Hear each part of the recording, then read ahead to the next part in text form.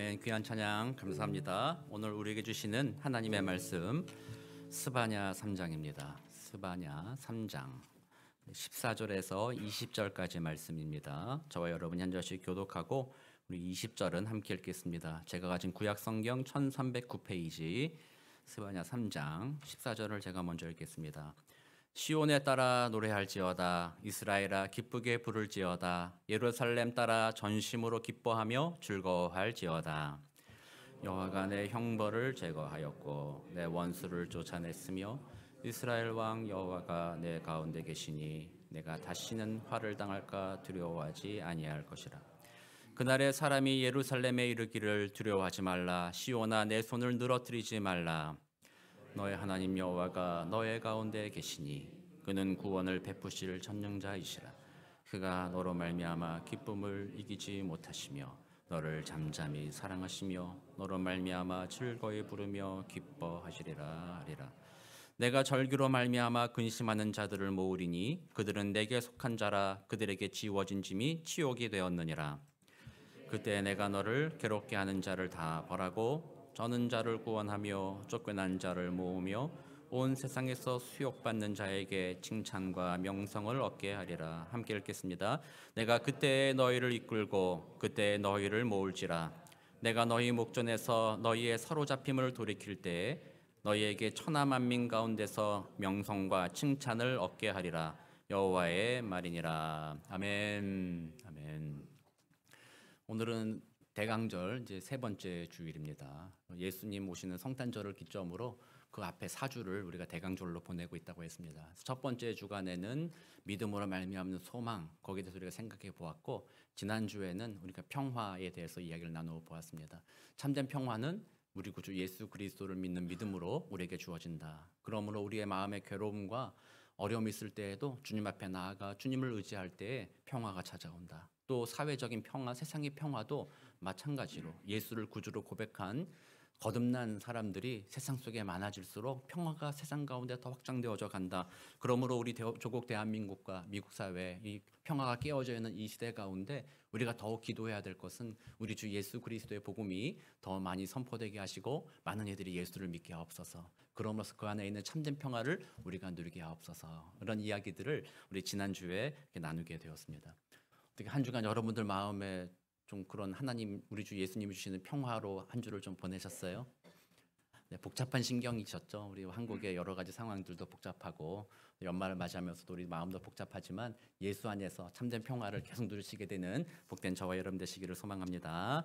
오늘 이제 대강절 세 번째 주일인데요. 오늘은 기쁨에 대해서 좀 이야기해 보려고 합니다. 그래서 하나님이 주시는 우리 예수님이 주시는 기쁨 그것이 무엇인지 또 그 기쁨의 결과는 또 어떻게 나타나는지 한번 생각해 보려고 하는데 오늘 우리는 스바냐서를 통해서 그 이야기를 나눠보려고 합니다. 스바냐서가 어디에 있는지, 스바냐가 성경에 있었던 이름인지 이게 어디서 갑자기 나타난 건지 잘 알기 어려울 정도로 이름이 참 힘든 사람입니다. 이 스바냐는 이 3장 짧은 구절이에요. 3장 정도 예언을 했는데 1장 1절에 보면 자기가 언제 활동했냐 하면 요시야 왕 때 활동했다라고 이렇게 기록이 되어 있어요. 이 남유다의 요시야 왕은 남유다가 바로 멸망하기 직전에 가장 하나님 앞에 마음에 합한 왕이기도 했어요. 8살의 왕이 돼서 성전 청소를 하다가 율법책을 발견하고 종교개혁을 했었던 그런 사람입니다. 그러나 지금 이 스바냐는 그 요시야가 종교개혁하기 이전에 활동했던 사람이에요. 그러면은 요시야 바로 선친이 누구였냐? 아몬이었고요. 그 아몬의 선친은 므낫세라는 왕이었거든요. 이 므낫세라는 왕은 남유다 왕들 중에서 가장 악한 왕이었어요. 하나님의 성전에다가 우상을 갖다 놓고 우상 숭배를 장려했던 사람이 므낫세예요. 거기다가 더해서 이 므낫세가 가장 오래 집권한 사람이기도 했거든요. 그러니까 하나님께서 이스라엘 백성들에게 심판을 명령할 때 므낫세 너 때문에 그렇다는 거야. 므낫세 네가 그렇게 악하게 행동했기 때문에 이스라엘 백성들에게는 심판이 있을 수밖에 없다라고 이렇게 말씀하실 정도로 악한 왕이었어요. 그러니까 이 므낫세와 그의 아들 아몬은 짧게 나라를 통치했는데 이 아몬도 아버지의 통치를 그대로 이어받아서 악한 일을 행했던 거죠. 그리고 이 아몬이 일찍 죽고 나서 그의 아들인 요시야가 왕이 되기 전 요 사이쯤에 아마 스바냐가 선지자로서의 예언을 하지 않았는가 생각을 합니다. 그렇다면 스바냐가 할 수 있는 말이 무엇이겠어요? 선지자로서 그 이스라엘 백성들이 전부 다 하나님을 제대로 섬기지도 못하고 우상을 숭배하고 있는 상황이기 때문에 스바냐서의 사실 핵심 내용은요. 여호와의 날, 그것은 심판의 날을 말하는 거예요.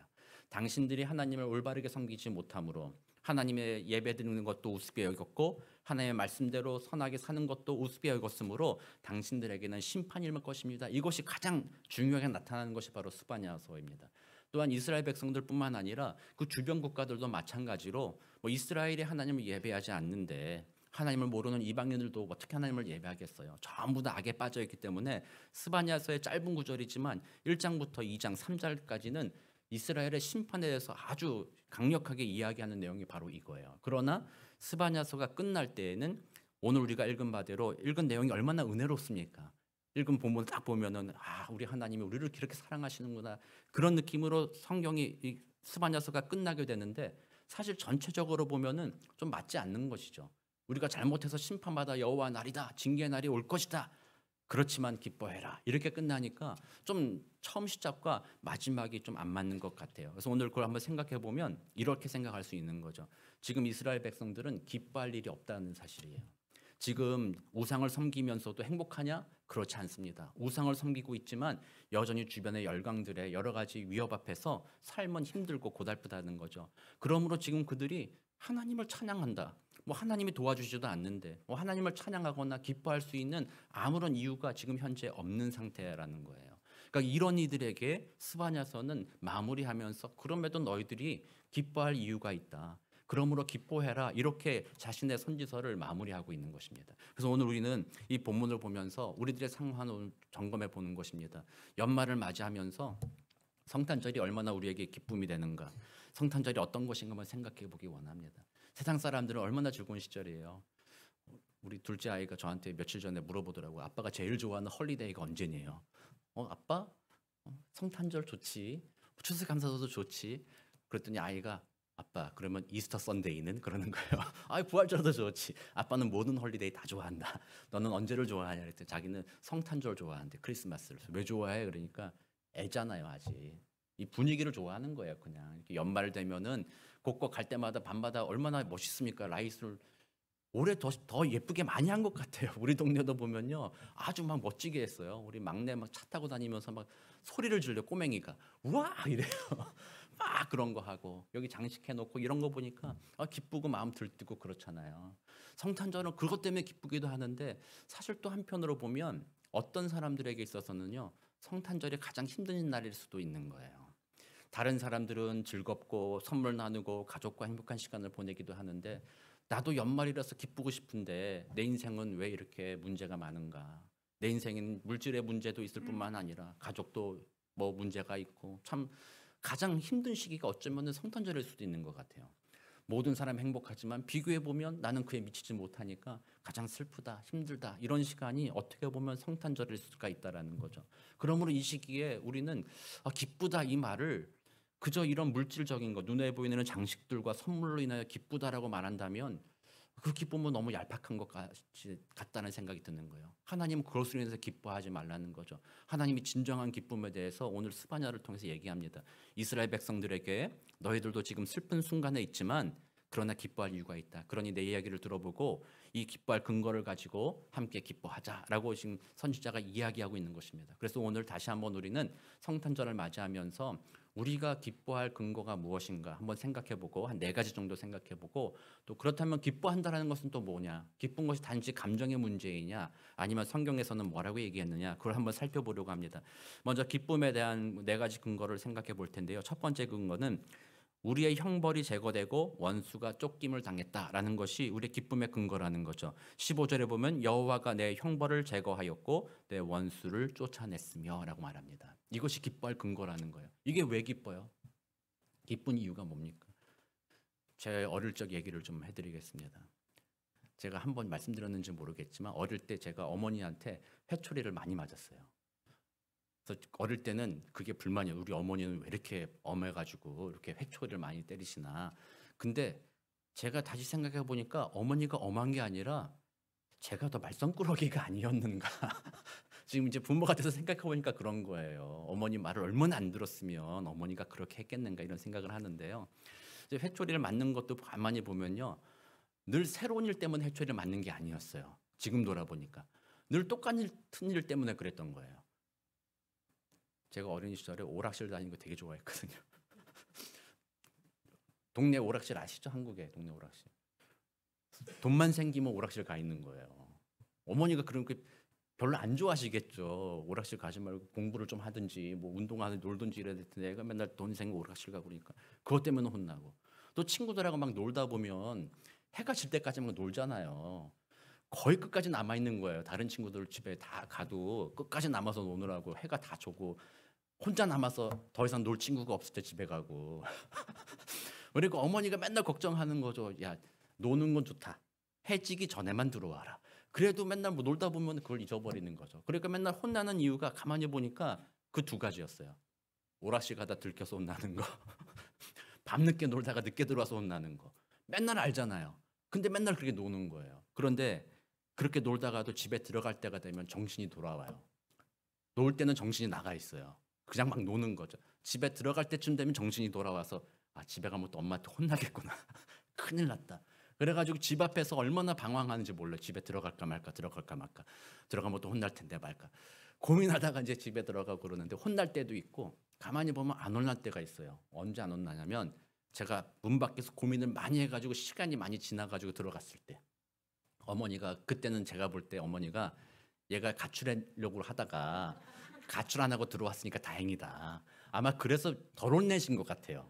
그때 또 혼내면 또 그래서 어머니가 좀 이렇게 너그럽게 그래 왔니? 밥 먹어 이런 것 같아요. 그래서 제가 그때부터 그 생각이 든 거예요. 아, 맞다. 어린 시절이니까 내가 밖에서 고민은 하면 할수록 혼이 덜 나는구나. 그래가지고 밖에서 놀다가 혼날 때쯤 되면 집에 가기 전에 맨날 문 앞에 가지고 그 계단이 있었는데요. 계단 맨 위에 올라가서 안 들키는데 어머니 안 나오는데 나오면은 싹 올라가가지고 숨어 있고 거기서 한 1시간 2시간씩 고민하다 들어가고 막 이랬어요. 근데 이제 제가 그렇게 한 이유가 뭐예요? 집에 들어갔을 때 어머니가 회초리를 든다. 그러면 집에 가기 싫잖아요. 기쁨이 어디 있어요? 그럴 때 두렵지, 걱정만 되죠. 근데 집에 들어갔는데 어머니가 너의 죄를 사하노라. 회초리를 안 들고 왔니? 밥 먹어. 이렇게 해주면요. 얼마나 좋은지 몰라요. 정말 그날은 진짜 너무 좋아. 기분이 너무 좋은 거예요. 형벌을 제하여 준다. 어쩌면 그거라는 거예요. 우리 하나님께서 우리들의 형벌을 제하여 준다. 우리들이 지은 죄가 너무나도 주홍과 같이 붉어서 하나님 앞에 갔을 때 그 형벌을 우리가 다 짊어지고 정말 그 두려움 가운데 떨어야 하는데, 하나님께서 말하기를 너 형벌 없어. 너 회초리 안 때려. 괜찮아. 괜찮아 받아주신다라는 거예요. 아, 그렇다면 우리는 기쁘게 주님 앞에 나아갈 수 있지 않겠어요? 형벌을 제하여 주신다라는 것은 그러므로 우리에게 기쁨을 준다라는 거예요.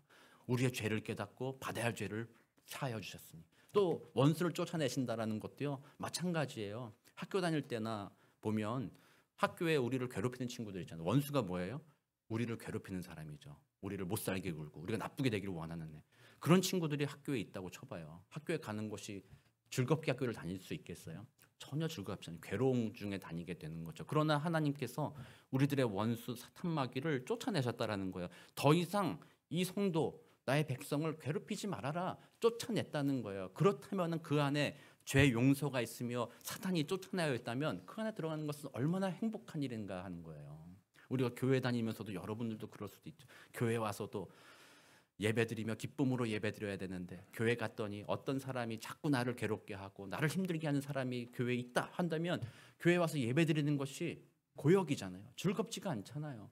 그냥 의무감에 와서 안 갈 수는 없으니까 교회 와서 앉아 있다가도 예배 끝나면 빨리 피하고 싶고 빨리 도망가고 싶고 그런 마음으로 살아가게 되잖아요. 그러나 그렇게 나를 괴롭히는 모든 이들을 쫓아내 주셨다라는 것이 얼마나 기쁜 은혜입니까? 그것이 우리에게 알지는 못하지만 우리에게 진짜 기쁨의 근거가 되는 거예요. 그래서 오늘 스바냐가 말하는 이 내용이 결국 오늘 성탄절을 바라보면서 어떤 내용을 말하고 있는 거예요?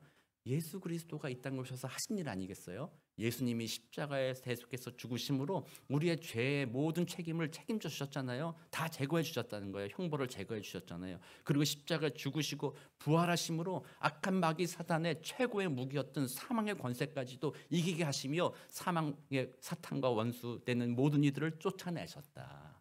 그러면 우리는 그 안에서 자유한다. 하나님 안에서 기뻐할 수 있다. 이 사실이 우리의 기쁨의 근거가 된다라는 것입니다. 그러므로 사랑하는 성도님들, 우리 한번 오랜만에 한번 이렇게 했으면 좋겠습니다. 한번 따라해 보시기 바랍니다. 예수 그리스도의 나심과 십자가의 공로를 생각할 때 어찌하니 기쁠까? 아멘. 그렇습니다. 우리는 상황, 이 스바냐를 기록한 이 시대의 상황도 고통스럽고 어렵다고 했잖아요. 상황과 환경이 우리를 고통스럽게 할지라도 우리들의 눈을 들어서 예수님이 하신 그 일들을 생각해 본다면, 하나님이 우리를 위해 베풀어오신 그 놀라우신 형벌의 제거와 원수를 쫓아내신다는 그 놀라우신 은혜를 우리에게 베풀어 주신 것을 생각한다면 우리는 기뻐할 수 있다는 겁니다. 그것이 기쁨의 첫 번째 근거입니다. 두 번째 근거, 오늘 본문에 보면 여호와 하나님께서 우리 가운데 계신다는 것입니다. 17절에 보면 너의 하나님 여호와가 너희 가운데 계시니 그는 구원을 베푸실 전능자이시라 라고 되어 있습니다. 여호와 하나님 우리 안에 계시다. 이 말이 우리 성탄절을 맞이하면서 우리가 많이 듣는 말 있죠. 마태복음 1장에 나오는 것. 천사가 마리아에게 나타나서 얘기했잖아요. 보라, 이사야서를 인용하면서 보라, 처녀가 잉태하여 아들을 낳을 것이니 그의 이름을 뭐라고 하라? 임마누엘이라고 하라. 그 이름을 번역한즉 하나님이 너희와 함께 계시다 함이라. 아멘. 그렇습니다. 예수님이 우리와 함께 계신다는 것이 우리의 기쁨의 근거가 됩니다. 유대인들에게는요, 이것이 가장 최고의 선물이에요. 지금도 유대인들이 성전을 재건하고자 하는 이유가 바로 그런 것이에요. 성전을 재건해야 그 지성소 안에 하나님이 돌아오신다는 거예요. 하나님이 그들 가운데 임하신다는 거예요. 하나님이 거기에 임하심으로 그 예루살렘 성과 이스라엘 백성들을 보호하여 주신다라고 믿는 거예요. 그렇기 때문에 이스라엘 백성들은 속히 성전 회복의 꿈이에요. 그러나 성경은, 신약 성경을 통해서 하나님께서 말씀하신 게 뭐예요? 하나님의 임재가 성전이라는 장소적으로 임재하는 것이 아니라 바로 우리들의 심령 가운데 임재하신다. 우리와 함께 하신다라고 약속해 주신 것이잖아요. 하나님이 우리와 함께 하시니 얼마나 기쁩니까? 그분이 나를 도와주신다니, 그분이 나와 함께 하신다니, 나를 위로해 주신다니, 보호해 주신다니 얼마나 기쁜 일입니까? 특별히 그는 구원을 베푸실 전능자이시라. 하나님이 내 안에 계신데 그분이 전능자가 아니어 봐요. 하나님이 아니라고 말할 수도 있겠지만, 만약에 하나님이 계시지만 아이고 미안하다, 내가 널 좀 못 도와주겠다, 저 사탄의 권세, 너를 뭘 괴롭게 하는 일들을 내가 좀 못 도와주겠다, 그렇다면 그것이 우리에게 아무런 기쁨이 되지 못할 것입니다. 그러나 그는 구원을 베푸실 전능자이시다. 그는 이 세상의 죄로부터 우리를 건져내실 것이며 우리의 모든 아픔으로부터 건져낼 수 있는 능력 있는 분이신데, 그분이 약속하기를 우리 안에 임하시겠다라고 말씀하시는 거예요. 그리고 성탄절이 바로 그 약속하신 바대로 예수 그리스도가 이 땅에 임하신 것이며, 또 예수님이 부활하시며 또 약속하신 바대로 우리는 소망이 성령 하나님으로 우리 안에 임하시는 하나님을 기대하는 거죠. 그러므로 우리는 하나님이 나와 함께 하신다, 나 같은 죄인을 허물을 씻으시며 원수를 쫓아내시며 내 마음 가운데 임재하셔서 나와 함께 하시며 나를 보호하시며 영원한 하나님의 나라로 나를 인도해 가실 것이다 라는 그것을 생각해 볼 때 기쁘지 않을 수가 없는 것입니다. 이것이 기쁨입니다. 이게 기쁨의 근거라고 말하는 것이죠. 우리들은 참 이렇게 제가 이렇게 얘기해도 여러분의 표정을 보니까 그게 왜 기쁘지? 전부 다 표정이 지금 기쁘지가 않으신 표정들이에요. 그게 왜 기쁘지? 유대인들에게는 이게 정말 기쁜 일일 것입니다. 유대인들이 진짜 소망하는, 아까 말한 거 뭐예요? 성전 재건이에요. 그들이 지금 몇천 년 동안 자기의 나라를 빼앗기고 지금 방황하고 있는 그들이 진짜 원하는 것은 성전 재건이에요. 하나님이 거기 돌아오는 날 유대는 어떻게 할까요?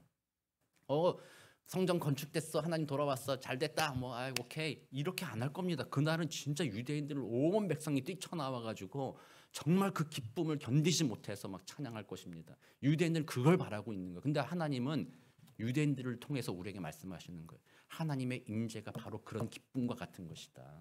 그냥 있어도 되고 없어도 되고가 아니라 그런가 보다가 아니라 유대인들이 하나님의 임재, 성전 재건을 갈망하는 것과 같은 그 은혜를 그들은 아직도 맛보지 못했으나 예수 믿는 우리들에게 내가 너에게 임재한다, 너를 귀하게 여긴다, 이것을 보여주신 것입니다. 그러므로 하나님이 우리 안에 임재하신다라는 이 신약 성경에서 말하는 그 은혜가 우리에게 너무나도 감격스러운 일이라는 거죠. 그러므로 우리는 기쁨이 충만해져야 되는 것입니다.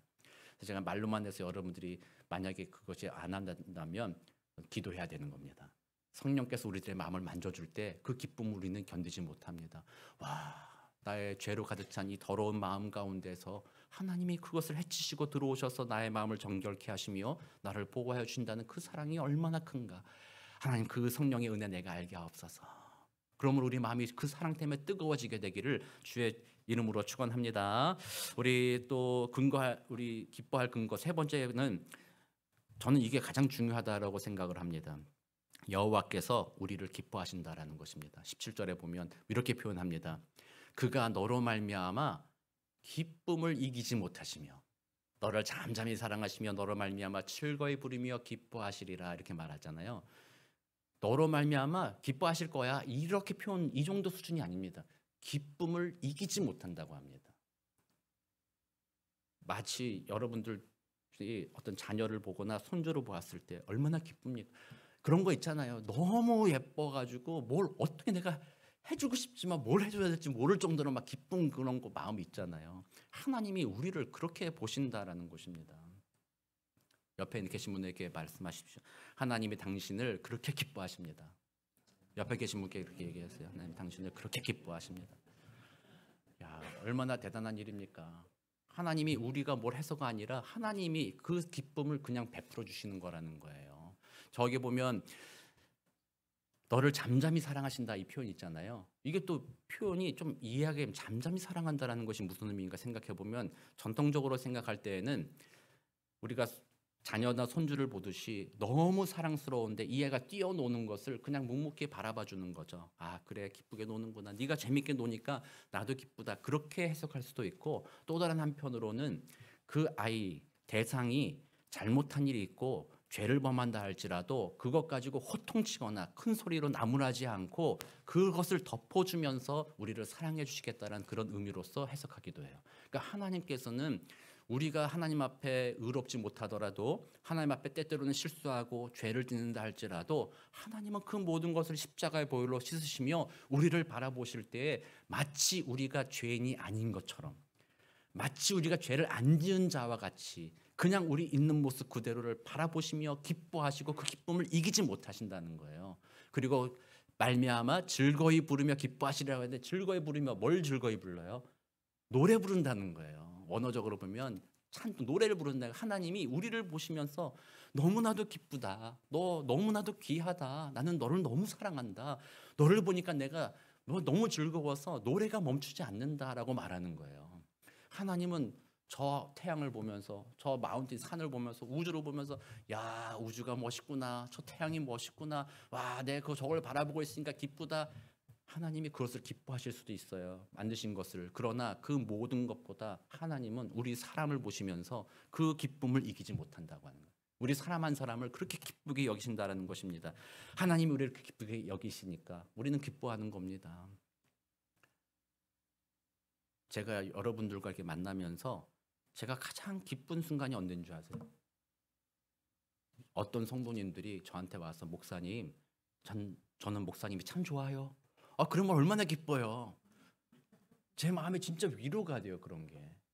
그리고 마찬가지로 제가 여러분들께 장로님, 권사님, 성도님, 제가 참 좋아합니다. 이러면 여러분들 어떻게 했어요? 기분 나빠. 뭘 날 좋아해? 아니 목사님 뭘 날 좋아하세요? 날 좋아하지 마세요. 나는 좋아하지 말고 쟤나 좀 좋아하세요. 이런 분들은 아무도 없을 거 아니에요. 제가 좋아합니다. 정말로 사랑합니다. 이렇게 얘기하면 여러분들이 그 마음에 얼마나 위로를 받으세요. 얼마나 그게 기쁨이 돼요. 근데 사람이 그 정도 아니라 하나님이 그렇게 한다는 거예요. 하나님께서 오늘 저의 입술을 통해서 여기 예배드리시는 여러분들에게 말하는 거예요. 내가 너를 참 좋아한다. 너 실수하고 넘어져도 괜찮다. 내가 너를 참 좋아한다. 난 너를 보니까 기쁨에 겹다. 하나님 그렇게 말씀하시는 거예요. 그 이야기를 듣는 우리는 어때요? 얼마나 감격입니까? 한 나라의 대통령이 나를 좋아한다 그래도 막 기뻐서 어쩔 줄 모를 텐데 저 전능하신 하나님이 나를 기뻐한다고 하니 그것이 얼마나 기쁨이 됩니까? 그래서 기쁨의 근거가 바로 그거예요. 하나님이 나를 기뻐하시기 때문에 나도 그분을 기뻐한다라는 거예요. 마지막으로 여기 하나 그 얘기하면 그런 거 있죠. 그건 나중에 얘기하자. 나중에. 마지막 네 번째로 기뻐할 근거 네 번째는요. 여기 보면 19절하고 20절 마지막에 나오는데 우리로 하여금 칭찬과 명성을 얻게 하여 주실 것이라고 약속하신 거예요. 근데 그 앞절에 보면 18절 말씀을 좀 잘 이해할 필요가 있어요. 내가 절기로 말미암아 근심하는 자들을 모으리니 그들은 내게 속한 자라. 그들에게 지워진 짐이 치욕이 되었느니라. 자, 이 구절이 막 이해가 되시는 분. 뭔 말인지 딱 머리에 팍 들어오세요? 잘 이해가 안 되죠? 이거 제가 여러 찾아보니까요, 주석가들도 이거 가지고 막 헷갈려가지고 난해한 구절이다 이렇게 하는 게 바로 이 구절이에요. 근데 성령의 은혜 가운데 제가 듣기로는 명확한 것 같아요. 뭐냐면 이스라엘 백성들이 절기는 하나님 앞에 나와 예배하는 때잖아요. 하나님 앞에 예배하려고 하는데 이방 민족들이 그들을 보면서 조롱하는 거예요. 야, 너희들 나라 형편을 봐. 나라 꼴을 한번 봐봐. 지금 나라가 멸망하고 망하게 생겼고 주변의 나라들은 얼마나 강하니. 근데 니들이 무슨 하나님 앞에 나가서 예배를 드려. 그것이 너희를 구원하겠니? 그런 식으로 그들을 조롱했죠. 그 이야기를 들은 이스라엘 백성들이 하나님 앞에 나와 예배하는 것이 짐이 되는 거죠. 이래도 될까? 이래도 구원하실까? 짐이 되는 것이며 오히려 이방 민족들에게 치욕이 된다라는 거예요. 다시 정리하면 예배드리는 것을 사람들이 조롱하는 것이죠. 예배드려도 너 그렇게 예배드리고 하나님 한다고 해서 너 뭐가 바뀌겠어? 뭐가 변화되어져? 너 인생에 뭐가 좋아? 이런 식으로 우리를 조롱하기 때문에 예배드리는 우리들이 절기가 근심되는 거예요. 진짠가? 예배드려도 뭐가 바뀌나? 이런 마음이 우리에게 찾아온다라는 거예요. 그런데 하나님께서 말씀하시기를 그렇게 지내지만 결국 내가 너희들에게 칭찬과 명성을 얻게 하리라. 그날이 되면 그 모든 것을 다시 회복시키는 그날이 되면 하나님께서 너희들의 다가던 수치 그리고 너희들의 수고가 헛된 것이 아니라는 것을 만천하에 드러나서 이제는 우리를 조롱하던 이들이 그날에 하나님이 우리를 높여주시는 것을 바라보며 저들이 맞았구나 라고 고백하게 만들어 주신다라는 거예요. 그래서 이 말씀은 뭐냐면 하나님이 우리에게 마지막에 반드시 상급을 주신다. 우리를 마지막에 반드시 너희들의 인생에 하나님을 예배하며 하나님의 뜻대로 순종하며 살아가는 것이 무가치한 것이 아니라 그것이야말로 친정으로 가치 있는 일이며 너희들의 이름을 높이는 일이었다라는 것을 하나님이 인정해 주실 거라는 거예요. 그러므로 오늘 예배드리고 고통 가운데 주님의 뜻을 따라 살아가는 이 모든 것 가운데서도 앞으로 다가올 그 상급, 칭찬과 명성을 바라보며 기뻐하라는 거예요. 고난 중에도 기뻐하라는 거예요. 그게 바로 우리 하나님께서 우리 주시는 기쁨의 근거라고 말할 수 있는 것입니다. 그래서 사랑하는 성도님들, 이렇게 보면요, 우리 안의 기쁨은 우리가 무엇을 행하고 대가를 받아서 기뻐하는 것이 아니라 하나님이 먼저 우리를 택하시고 하나님이 우리를 위하여서 일하심으로 그 기쁨이 우리들에게 주어지는 것입니다. 하나님이 우리의 죄를 씻으셨습니다. 원수를 쫓아내셨습니다. 그리고 우리가 마치 죄가 없는 자처럼 하나님의 자녀와 같이 기뻐하시며 잠잠히 사랑하시며 우리로 말미암아 즐거이 찬송을 부른다고 말씀하십니다. 그리고 잠깐 고난받는 우리들에게 이게 끝이 아니다. 결국에는 너희들에게 칭찬과 명성, 최후 승리를 줄 것이다. 하나님 약속하여 주셨습니다. 그러므로 이 모든 것을 기억하며 너희들은 그 은혜 때문에 기뻐하라 라고 얘기하는 겁니다. 이렇게 기뻐하면요, 이 물질적인 거 크리스마스 성탄절에 선물 안 받아도 기뻐지는 거예요. 그리고 그 은혜는요, 사실은 그렇기 때문에 크리스마스 때만이 기뻐하는 게 아닌 것이죠. 날마다 기뻐하는 것입니다. 우리 이제 말씀을 마치고 찬송가 115장 부를 텐데 그게 기쁘다 구주 오셨네입니다. 아이작 왓슨이 지은 찬양입니다. 기쁘다 구주 오셨네. 그거 언제만 불러요? 크리스마스 때만 부르죠. 아이작 왓슨이 그 노래를 작사하고 작곡할 때는요, 크리스마스 때를 위해서 한 게 아니에요. 날마다 부르는 거예요. 기쁘다 구주 오셨네. 주님이 날 위해서 오셨다. 나를 구원하시며 이런 기쁨의 근원을 주시려고 오셨다라는 거예요. 그래서 우리는 다시 한번 우리의 기쁨의 근원을 생각해 보며 이 땅에서 이런 세상의 것들도 물론 기뻐하지만 이런 것들의 그 끝은 결국 하나님으로 말미암는 기쁨으로 우리를 인도해 간다라는 것을 기억하면서 이번 성탄절에 하나님이 나를 위해 베푸신 은혜들을 생각하시며 신전 그 기쁨이 회복되시는 복된 저와 여러분 되시기를 주의 이름으로 축원합니다. 마지막 말씀을 정리하면서 그러면 그 기쁨은 어떻게 드러나는가로 정리하고 말씀을 마치려고 합니다. 기쁨은 단순히 감정의 문제가 아닙니다. 물론 하나님 그렇게 주시니까 감사하죠. 기쁘죠. 찬양하죠. 그러나 이 기쁨은 삶을 변화시키는 기쁨이 됩니다. 그 기쁨은 우리들의 삶을 새롭게 만듭니다. 첫 번째는요, 우리를 하여금 찬양과 예배하게 한다는 겁니다. 하나님이 우리에게 주신 그 기쁨의 근원으로 기뻐하기 시작하면 하나님 앞에 찬양과 경배를 드리고 싶어지는 것입니다. 이건 당연한 것이잖아요. 누군가 여러분들에게 마음을 기쁘게 해주면 여러분은 어떤 마음을 가져세요? 나도 그 사람 기쁘게 해주고 싶다. 그런 마음 갖지 않으세요? 누군가 여러분들의 마음에 아주 평안을 주었고 즐겁게 해주었다면 나도 저 사람 기쁘게 해주고 싶다. 그런 마음을 갖는 거잖아요. 주님이 주신 참된 기쁨을 누리는 첫 번째 태도는 그 기쁨 안에서 하나님 앞에 찬양하며 예배하는 것입니다. 이것이 첫 번째 태도입니다. 두 번째는요, 오늘 본문에서 보면 기뻐하며 즐거워하라고 얘기했습니다. 그냥 기뻐하라고만 하지 않고 즐거워하라. 이 즐거워하라는 말은 적극적인 태도를 말하는 것입니다. 그리고 이거는 히브리어로 보면 승리하다라는 말과 거의 같은 말입니다. 그 말은 무엇인가 해나가면서 앞으로 나아가라는 그런 의미를 가지고 있고요. 오늘 본문에서는 그 반대적인 표현이 나와 있는데 손을 늘어뜨린다라는 표현이 되어 있습니다. 손을 늘어뜨린다라는 거는요, 무기력해진다라는 거예요. 기쁨이 없으면 하나님이 날 구원해 주신 은혜와 찬양 그 모든 이 근거에 의해서 기뻐하지 않으면 무기력해지기 시작하는 것입니다. 손을 늘어뜨리기 시작하는 것입니다. 반면에 그 기쁨이 찾아오게 된다면 다시 새 힘을 얻는 것입니다. 능력을 얻는 것입니다. 그 하나님이 주신 은혜에 감사하여서 나도 주님을 어떻게 섬길까? 주님을 어떻게 기쁘게 해드릴까? 마음에 뜨거워져서 어떻게 하면 하나님의 영광을 드러낼 수 있을까? 그런 마음으로 변화되는 것입니다. 그러므로 이 기뻐하라, 즐거워하라는 이 표현은 단지 수동적으로 하나님이 주신 은혜를 누리고 그치라는 것이 아니라 그 은혜를 진심으로 누린 다음 그 은혜를 가지고 하나님을 기쁘시게 하기 위하여 삶의 자리로 나아가 섬기는 자로 살아가라고 말씀하고 계신 것입니다. 그래서 오늘 이 성탄절을 맞이하면서 우리들은 수동적이 되면 안 됩니다. 예수님 오셨으니까 난 기쁘다 이 정도가 아니라 이 성탄절 그렇지 예수님이 우리를 기쁘시게 하기 위하여 이 땅에 오셨다면 내가 어떻게 하면 주님을 기쁘게 할까? 또 더 나아가서 내가 어떻게 하면 우리의 옆에 있는 가족을 기쁘게 해줄까? 어떻게 하면 우리 교회 지체들을 기쁘게 해줄 수 있을까?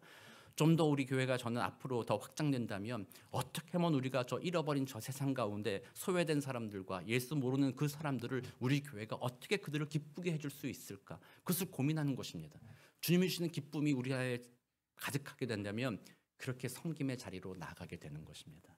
그래서 많은 교회들이 성탄절에는 함께 찬양하며 기뻐하고 주님의 은혜를 누리기도 하지만 또 소외된 사람들을 찾아가서 선을 행하며 가진 것을 나누기도 하는 것이죠. 바로 그것이 기뻐하라고 즐거워할지어다에 포함되어 있는 내용이라는 것입니다. 그래서 우리 교회 성도님들 연말을 맞이하고 또 이제 내년도를 우리가 맞이하게 됩니다. 새롭게 일꾼도 세워지게 되고 내년에 우리가 여러 가지 꿈을 꿉니다.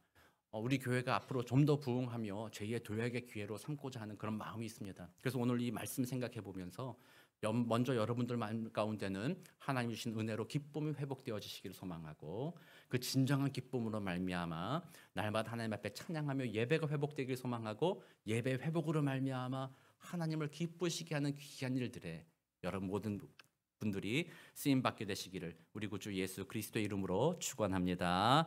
함께 기도하겠습니다. 사랑과 은혜가 많으신 아버지 하나님 감사합니다. 세상은 참 흔들리고 세상은 우리들의 마음을 어렵게 하므로 세상 속에서는 잠깐 기쁨을 느낄 수는 있으나 또다시 우리는 세상 속에서 두려움과 걱정을 누리기도 합니다. 그러나 하나님이 약속하여 주셨습니다.